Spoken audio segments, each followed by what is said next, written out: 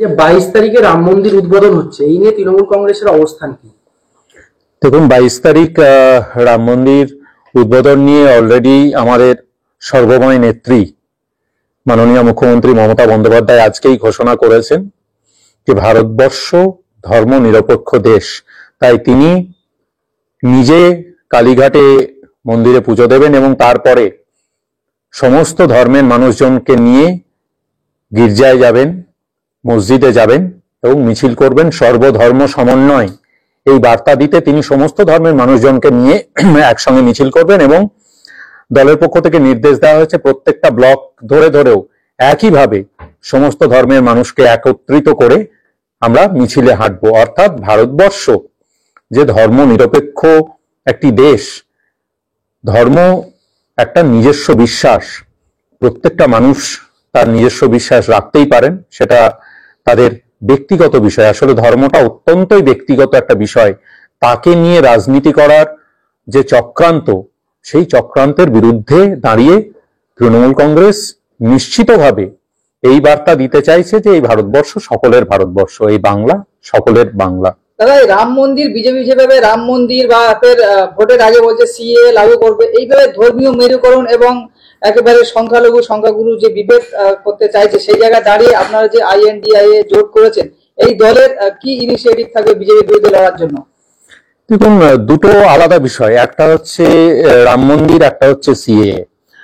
যদিও দুটোতেই তাদের মূল উদ্দেশ্য, বিজেপির মূল উদ্দেশ্য হচ্ছে ধর্মীয় মেরুকরণের সাহায্যে ভোটে জেতা, কিন্তু দেশের মানুষ বিশ্বাস করেছে, দেশের মানুষ বুঝতে শিখেছে যে এইটা দিয়ে বোধহয় আর ভোট জেতা যাবে না। কারণ যে বিষয়গুলো মানুষের দৈনন্দিন জীবনকে ক্ষতিগ্রস্ত করছে, মূল্যবৃদ্ধি কোথায়, বেকারের অবস্থা কোথায় পৌঁছেছে, হাঙ্গার ইন্ডেক্সে কেন আমরা 121টা দেশের মধ্যে 113 নম্বরে নেমে এসেছি, প্রেস ফ্রিডম ইন্ডেক্সের কি অবস্থা, এবং মূল্যবৃদ্ধি থেকে শুরু করে স্বাস্থ্য, শিক্ষা, সমস্ত জায়গায় বিজেপির কেন্দ্রীয় শাসক থাকাকালীন গত 10 বছরে দেশ একটার পর একটা পিছিয়ে যাচ্ছে। সারা দেশে দলিতদের উপর আক্রমণ কেন বাড়ছে, আদিবাসীদের উপর আক্রমণ কেন বাড়ছে, ডাবল ইঞ্জিন সরকার যেখানে আছে সেই রাজ্যগুলোতে, অর্থাৎ রাজ্যে যেখানে বিজেপি আছে এবং কেন্দ্রীয় বিজেপি আছে সেই জায়গাগুলোতে সংখ্যালঘুদের কি অবস্থা। সংখ্যালঘু বলতে শুধুমাত্র মুসলিম নয়, সংখ্যালঘু অর্থাৎ খ্রিস্টান থেকে শুরু করে, দলিত থেকে শুরু করে, আদিবাসী থেকে শুরু করে, মহিলা থেকে শুরু করে, যারাই। কেন মহিলা সংখ্যালঘু? কারণ যাদের সংখ্যা কম, যারা সামাজিকভাবে কম প্রতিষ্ঠিত রাষ্ট্রের চোখে, তারাই সংখ্যালঘু। অর্থাৎ সেই সংখ্যালঘুদের অবস্থা কোন জায়গায় গিয়ে পৌঁছেছে, আজকে মানুষ সেই প্রশ্নগুলো তুলছে। কৃষক আন্দোলন, কৃষকদের কি অবস্থা, একটার পর একটা জায়গায় আন্দোলন সংগঠিত হচ্ছে। এরপরে কোনো আলোচনা ছাড়া ন্যায় সংহিতা নিয়ে এসছেন। অত্যন্ত গুরুত্বপূর্ণ একটি বিষয়, যে বিষয় নিয়ে দীর্ঘ আলোচনা হওয়ার প্রয়োজন ছিল, কেন সেই বিষয় নিয়ে আলোচনা হচ্ছে না? কেন 100 দিনের কাজের টাকা পাওয়া যাচ্ছে না? কেন আবাস যোজনার টাকা পাওয়া যাচ্ছে না? সার্বিকভাবে ভারতবর্ষে শুধুমাত্র একটাই জিনিস, ধর্মীয় মেরুকরণ, ধর্মীয় মেরুকরণ, ধর্মীয় মেরুকরণ। এইটা দিয়ে বলছে যে তৃণমূল কংগ্রেস হিন্দু সনাতনী বিরোধী, তাই তারা রাম মন্দিরে উদ্বোধনে যাবে না বা বিরোধিতা করছে। একটা রাজনৈতিক দল তৃণমূল কংগ্রেস, তারা ধর্মের বিরোধী হওয়ার তো প্রশ্নই ওঠে না। ধর্ম তো ব্যক্তি বিশ্বাসের প্রশ্ন, সেখানে রাজনৈতিক দল ধর্মের বিরোধী বিষয়টাই তো খারাপ। কারণ হচ্ছে সংবিধান যদি মানি, তার মানে বিজেপি সংবিধান বিরোধী কথা বলছে। সংবিধানে পরিষ্কারভাবে লেখা আছে যে ভারতবর্ষ ধর্ম নিরপেক্ষ একটি রাষ্ট্র, এবং সেখানে রাষ্ট্রের কোনো জায়গায় ধর্ম আসবে না। রাষ্ট্রের জায়গায় যদি ধর্ম না আসে, তাহলে আমরা ধর্ম, আমার বিশ্বাস, আমি হিন্দু কি আমি মুসলিম কি আমি খ্রিস্টান, সেটা আমার ব্যক্তিগত বিশ্বাস। ধর্ম সবসময় একটা স্পিরিচুয়াল ব্যাপার, সেটা প্রত্যেকটা মানুষের নিজস্ব নিজস্ব বিষয়। কিন্তু যখন রাষ্ট্র চালানোর ক্ষেত্রে ধর্মকে আনা হচ্ছে, আসলে তারাই ধর্মের অপমান করছে। কারণ এই যে রাম মন্দিরের কথা হচ্ছে, আপনারা শুনেছেন অলরেডি 4জন শঙ্করাচার্য এর বিরোধিতা করেছেন। তার কারণটা কি? ধর্ম নিয়ে রাজনীতি করতে গিয়ে আসলে তারা ধর্মকে কলুষিত করছে। অর্থাৎ ধর্মর ব্যবসাকারী, রাজনীতিকারী বিজেপি ধর্মের কলুষিত করছে। তৃণমূল কংগ্রেস ধর্ম নিয়ে খেলা করছে না। তৃণমূল কংগ্রেস বিশ্বাস করে ধর্ম প্রত্যেকটা মানুষের ব্যক্তিগত বিশ্বাস, এবং আমরা সর্বধর্ম সমন্বয়ের কথা বলি এবং সমস্ত ধর্মই উপরে আমরা বিশ্বাস রাখি এবং শ্রদ্ধা জানাই। দেখলাম বিজেপি অধিকাংশ নেতারাই বলেন যে তৃণমূল কংগ্রেস মুসলিমদেরকে তোষণ করে, তারা রোহিঙ্গাদেরকে এবং বাংলাদেশের অবৈধ মুসলমানদেরকে জায়গা দেয়, এই যে অভিযোগটা আপনাদের বিরুদ্ধে। ঠিক, একদমই বিজেপির পক্ষে এটা বলা সম্ভব। আমার একটাই প্রশ্ন থাকবে, বিজেপি যে রোহিঙ্গাদের কথা বলছে, রোহিঙ্গারা তো ভারতবর্ষের মানুষ নন, তার মানে তারা বিদেশ থেকে এসেছেন। বিদেশ থেকে যখন এসেছেন, আন্তর্জাতিক সীমানা সেটা রক্ষা করার দায়িত্ব কার? বিএসএফ এর। বিএসএফ কার অন্তর্ভুক্ত? বিএসএফ হচ্ছে কেন্দ্রীয় স্বরাষ্ট্র মন্ত্রকের অন্তর্ভুক্ত। তাহলে এই ব্যর্থতা কেন্দ্রীয় স্বরাষ্ট্র মন্ত্রকের। কেন্দ্রীয় স্বরাষ্ট্র মন্ত্রক ব্যর্থ হয়েছেন ভারতবর্ষের নিরাপত্তা দিতে, এক, নাকি কেন্দ্রীয় স্বরাষ্ট্র মন্ত্রক ইচ্ছে করে তাদেরকে ঢুকিয়েছেন, সেটাও একটা প্রশ্ন। তার মানে এটা কেন্দ্রীয় স্বরাষ্ট্র মন্ত্রক অর্থাৎ বিজেপির ষড়যন্ত্রও হতে পারে, বিজেপির ব্যর্থতাও হতে পারে। সুতরাং তাদের ব্যর্থতা নিয়ে বা তাদের নিজস্ব ষড়যন্ত্র নিয়েই তারা ঢোল বাজাচ্ছে, এতে তো আমরা আনন্দিত।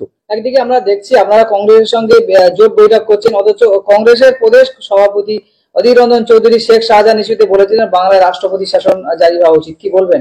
দেখুন, প্রদেশ কংগ্রেস কি বলছেন সেই বিষয়ে আমরা ভাবিত নই, কারণ তিনি বিভিন্ন বিষয়ে এমন কিছু বলছেন যেটা মনে হচ্ছে আদপে হয়তো বিজেপিকেই সমর্থন জানানো হচ্ছে ঘুরপথে। বিষয় একটাই, দেশের মানুষ এই মুহূর্তে 2024-এ বিজেপির বিরুদ্ধে।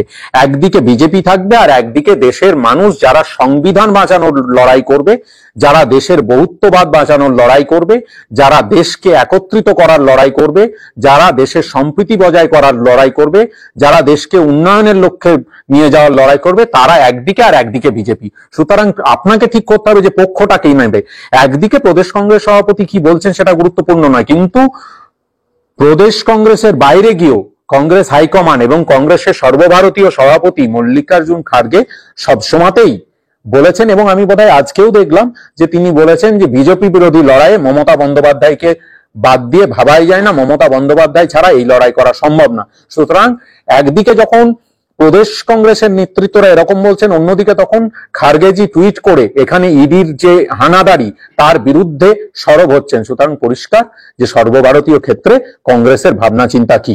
আচ্ছা, রাজনীতি মূলত এখন যেটা দেখা যাচ্ছে, কিছু মানুষ রোজগার করার জন্য আসছে, কিছু মানুষ জনসেবার কথা বলে রাজনীতি করছে।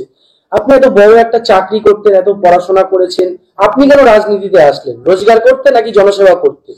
দেখুন, প্রথম কথা হচ্ছে আমি একটা অত্যন্ত নামী বিশ্ববিদ্যালয় থেকে পাশ করি, ভারতবর্ষের অন্যতম সেরা বিশ্ববিদ্যালয় যাদবপুর বিশ্ববিদ্যালয় থেকে কেমিক্যাল ইঞ্জিনিয়ারিং এ নিয়ে পড়াশোনা করি, এবং তারপরে দীর্ঘদিন কর্পোরেটে ছিলাম, প্রায় 20 বছর বহুজাতিক সংস্থায় ছিলাম, সুনামের সঙ্গে কাজ করেছি। এবং আমি যখন চাকরি ছাড়ি তখন একটি বহুজাতিক সংস্থার গ্লোবাল বিজনেস হেড হিসাবেও ছিলাম। পৃথিবীর বিভিন্ন প্রান্তে ঘুরে বেরিয়েছি, পৃথিবীর বিভিন্ন দেশেও ছিলাম।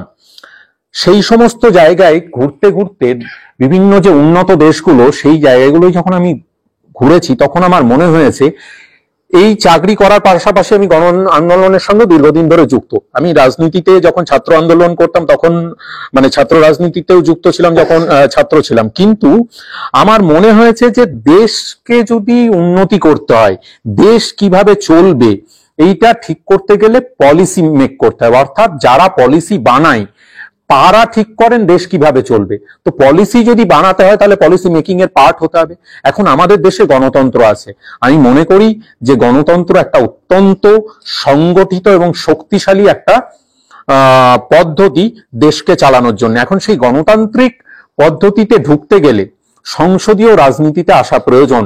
আমার মনে হয়েছে যে পলিসিগুলো ইমপ্লিমেন্ট করলে আগামী দিনে আমাদের দেশকে আরো উন্নয়নের জায়গায় নিয়ে যাওয়া যাবে, আমাদের সমাজের আরো উন্নয়নের জায়গায় নিয়ে যাওয়া যাবে, সেই জন্যেই আমি সরাসরি সংসদীয় রাজনীতিতে এসেছি, যেখানে থেকে আমি চাই যে পলিসি মেকিং এর পার্ট হতে। পলিসি মেকিং পার্ট হলেই তবেই আসলে দেখুন, একটা খুব সহজ উদাহরণ দিই।